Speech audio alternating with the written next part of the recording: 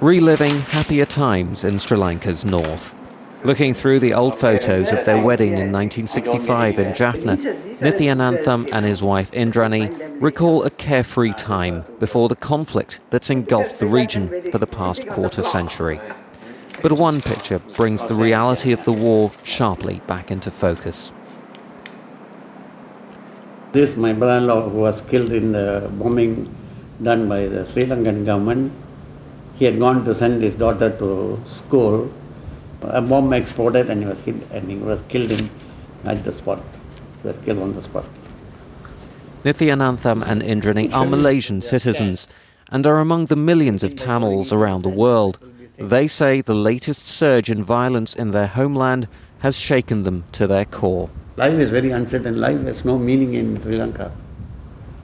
You say you want to just go and buy something and come, you don't know whether you'll come back. The diaspora originate from northern Sri Lanka and southern India. They may be scattered, but they share the bonds of language, religion and culture.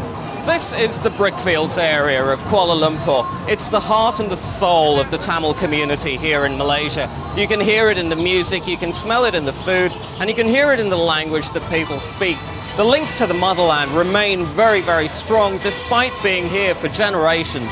And there's one other thing these people share in common with their brethren back in Sri Lanka: economic disenfranchisement.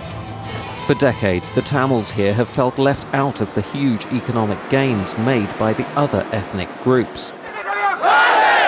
Those resentments came to the boil in 2007, when hundreds of supporters of the Hindu Rights Action Front protested on the streets of Kuala Lumpur.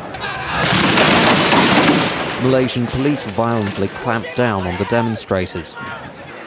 But despite being somewhat of an economic underclass in Malaysia, many Tamils have done very well for themselves, and some say they feel grateful for the fact that they are part of the country's democratic framework.